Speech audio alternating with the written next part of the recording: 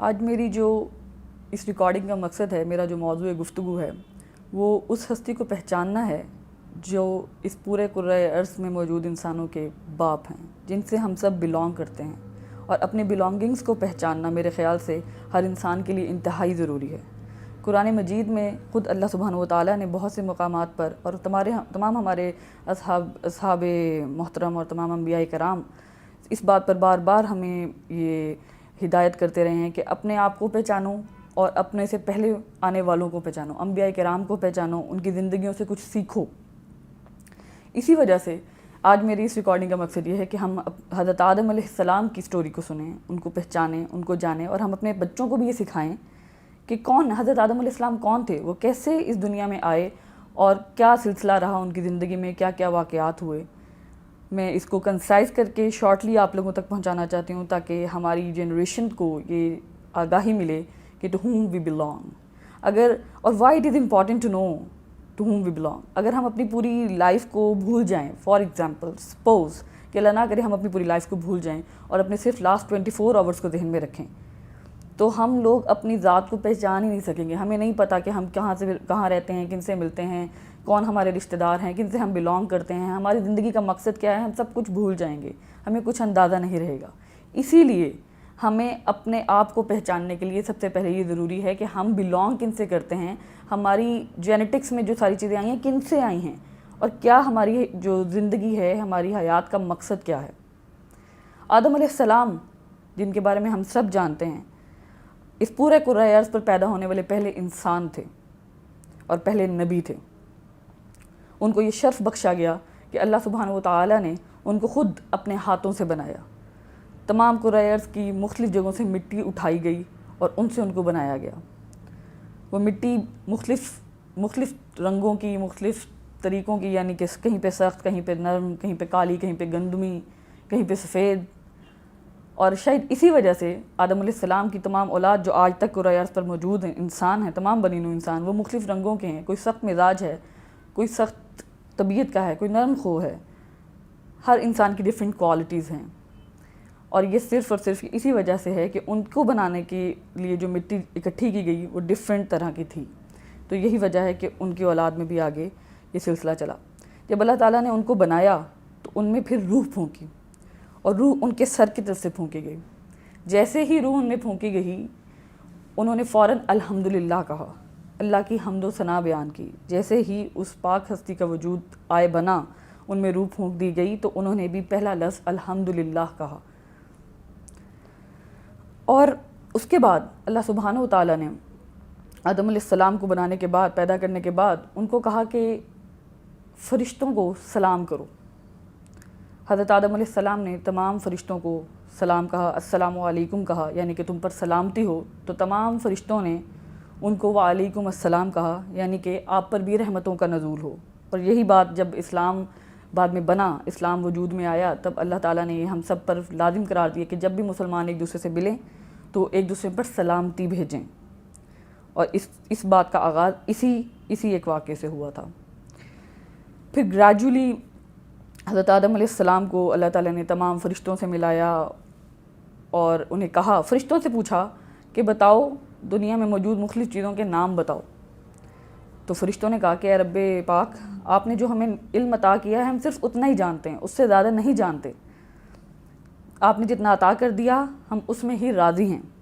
پھر اللہ سبحانہ و تعالیٰ نے حضرت آدم علیہ السلام کو دنیا میں موجود، کرۂ ارض میں موجود ہر چھوٹی بڑی شے، ہر چیز کا علم عطا کیا، انہیں ہر چیز سے آگاہ کیا، اور پھر حضرت آدم علیہ السلام سے پوچھا کہ تم ان فرشتوں کو بتاؤ جو تمہیں ان فلانی چیزوں کے بارے میں علم ہے، تم ان کو اس بارے میں بتاؤ۔ اور حضرت آدم علیہ السلام نے ہر چیز کا علم ان کو بتایا۔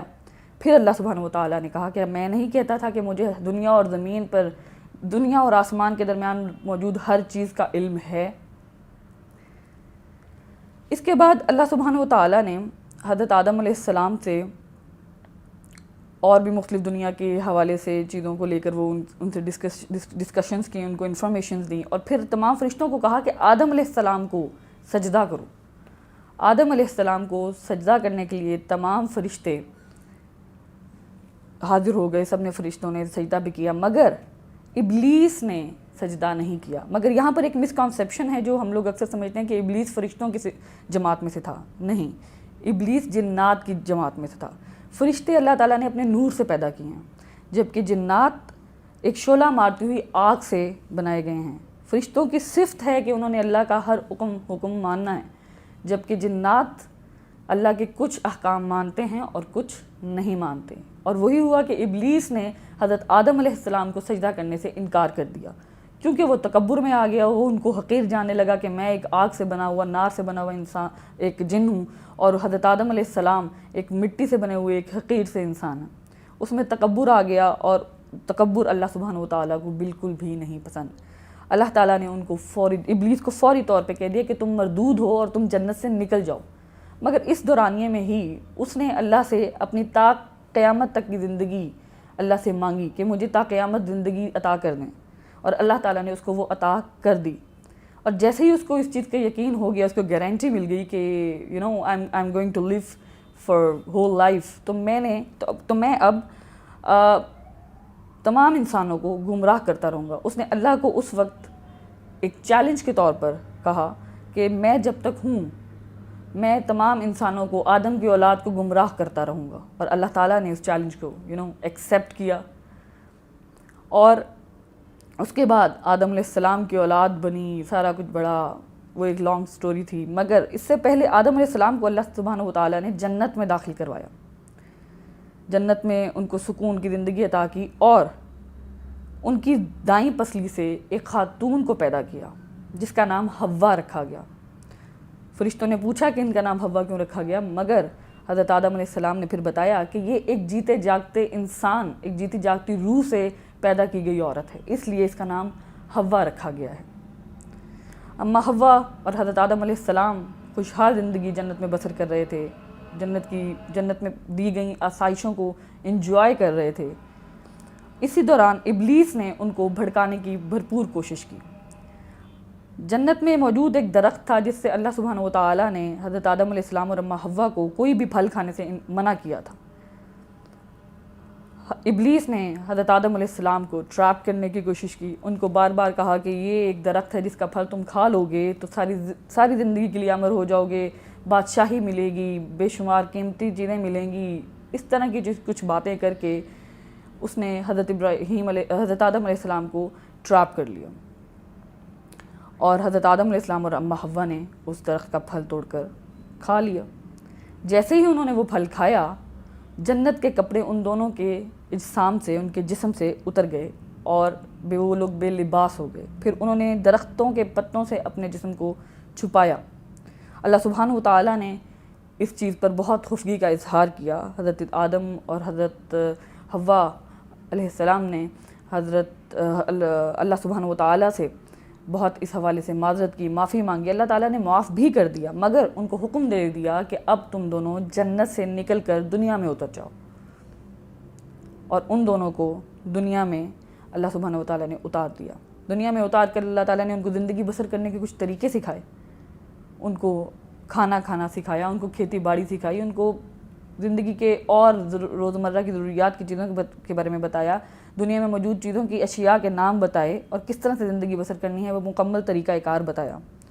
انہوں نے جو پہلی اناج کھائی، پہلا کھانا کھایا، ان کو سکھایا گیا کہ پہلے بیج بونا ہے، کھیتی باڑی کرنی ہے، سارا وہ جو ایک کسان کا ایک طریقہ کار ہوتا ہے وہ پراپر طریقہ کرنا ہے. اس کے بعد کھانے کو گندم ملنی ہے. اور اس طریقے سے انہوں نے کھانا کھایا اور اپنی افزائش نسل کی طرف بڑھے. ان کو ہر دفعہ جوڑے میں اولاد ہوتی تھی، ایک بیٹا ایک بیٹی. اور حضرت آدم علیہ السلام غالباً 1000 سال تک حیات رہے، اور اپنی ہی زندگی میں ان کی اولاد 40 لاکھ تک بڑھ چکی تھی مورخین کے اندازے کے مطابق. اب ہر دفعہ ان کے ہاں جوڑے میں اولاد ہوتی تھی. اللہ سبحانہ و تعالیٰ نے حکم جاری کیا کہ اپنی اولاد میں سے بیٹا جو پیدا ہوتا ہے اس کو دوسرے جوڑے میں پیدا ہونے والی بیٹی کے ساتھ بیاہ ہو. یعنی کہ ایک جوڑا آپس میں نہیں شادی کر سکتا تھا. دوسری دفعہ جو پیدا ہونے والی اولاد ہے ان میں سے ایک بیٹے کی شادی دوسری کی پیدا ہونے والی بیٹی کے ساتھ کر دو، یعنی کہ کراسنگ میں. اور اس طرح ان کی نسل بڑھتی گئی. اور زندگی میں اور ان کی نیک اولاد بھی پیدا ہوئی، بد اولاد بھی پیدا ہوئی. ایک حابیل اور قابیل کا واقعہ بھی بہت مشہور ہے. بہرحال اسی طرح ان کی اولاد بڑھتی گئی اور اسی طرح زندگی میں دنیا میں کام شروع ہوتے رہے، اور آدم علیہ السلام سے ہی بعد میں تمام اولادیں، تمام انسان ان کے بعد آئے اور تمام انبیاء کرام ان میں سے آئے۔ جب آدم علیہ السلام وفات پانے والے تھے تب فرشتے آسمان سے، جنت سے ان کے لیے خوشبو لائے اور کفن لائے، اور ان کے بیٹے شیث علیہ السلام سے آ کر تعزیت کی اور ان کو تلقین کی کہ اپنے والد کے ہی نقش قدم پر چلنا اور ان کے بتائے ہوئے ہی طریقہ کار پر چلنا، رب ذوالجلال کی خدمت میں ہمیشہ حاضر رہنا، ان کی تبلیغ کرتے رہنا اور شرک سے دور رہنا۔ حضرت شیث علیہ السلام نے بالکل ویسا ہی کیا اور انہی کے بتائے ہوئے احکامات کے مطابق چلنے کی کوشش کی۔ قرآن پاک میں حضرت آدم علیہ السلام کے بارے میں 7 جگہ پر بہت دفعہ 7 بار انہوں نے اللہ تعالیٰ نے اس سٹوری کو نیریٹ کیا ہے، اور جو 2 میجر پلیسز ہیں ان میں سورہ انفال اور سورہ بقرہ، ان میں اللہ تعالیٰ نے ان کے بارے میں سٹوری بتائی ہے، اور محض اس لیے بتائی ہے تاکہ ہم سب اپنے بڑوں کو جان سکیں اور ان کی زندگی سے کچھ سیکھ سکیں۔ ہماری زندگیوں میں آگے کیا ہونے والا ہے، کیا ہوگا، ہمیں نہیں معلوم، مگر اپنے انسیسٹرز کو جاننا ہمارے لیے بہت ضروری ہے۔ اسی کے ساتھ ہم اس سیریز کا حضرت آدم علیہ السلام کی سٹوری کا یہاں پر اختتام کرتے ہیں۔ ربنا ظلمنا انفسنا وان لم تغفر لنا لنكونن من الخاسرین۔ السلام علیکم ورحمۃ اللہ۔